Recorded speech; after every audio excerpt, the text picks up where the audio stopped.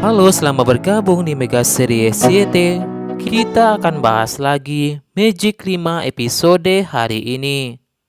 Detik-detik menegangkan penyelamatan Naura yang tenggelam di danau itu. Naura pun sudah berusaha keluar dari danau itu, namun sayangnya kaki Naura pun tersangkut di dalam danau itu.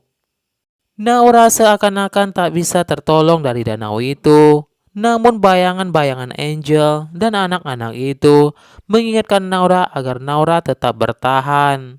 Mereka menginginkan Naura tetap hidup agar Naura bisa membantu mereka membongkar apa yang telah terjadi pada mereka dan pada Angel. Rasya yang saat itu baru sampai di tepi danau itu merasa heran tak temukan Naura di tepi danau itu. Awalnya Rasya pun berpikir jika Naura tidak ada di sana. Namun setelah Rasya perhatikan lagi di sekitar danau itu, Rasya akhirnya melihat sebuah sepatu di atas danau itu. Ternyata Rasya melihat sepatu Naura di atas danau itu. Tanpa berpikir panjang lagi, Rasya pun akhirnya masuk ke dalam danau itu untuk menyelamatkan Naura.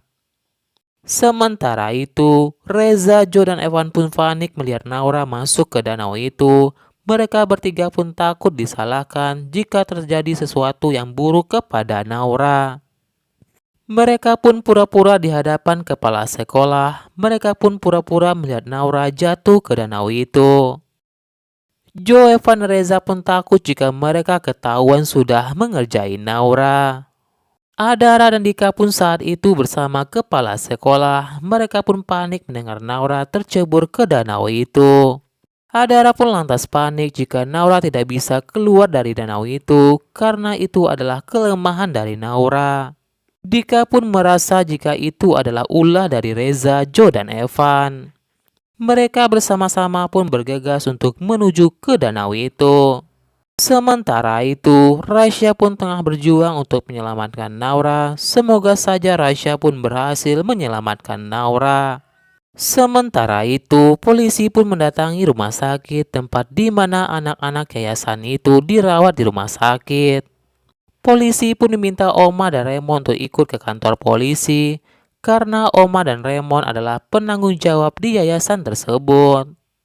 Oma pun terpaksa mengikuti keinginan polisi karena Oma sebenarnya dari awal tidak tahu jika namanya diam-diam dipakai oleh Mita dan Raymond sebagai penanggung jawab yayasan itu.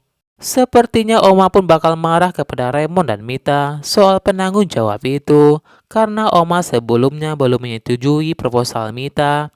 Oma pun lantas heran dan bertanya kepada Raymond kenapa nama Oma tiba-tiba ada di yayasan itu. Meski Raymond sudah menjelaskan dan meyakinkan Oma, sepertinya Oma tidak terima dengan cara Mita dan Raymond yang diam-diam memanfaatkan nama baik Oma untuk yayasan itu.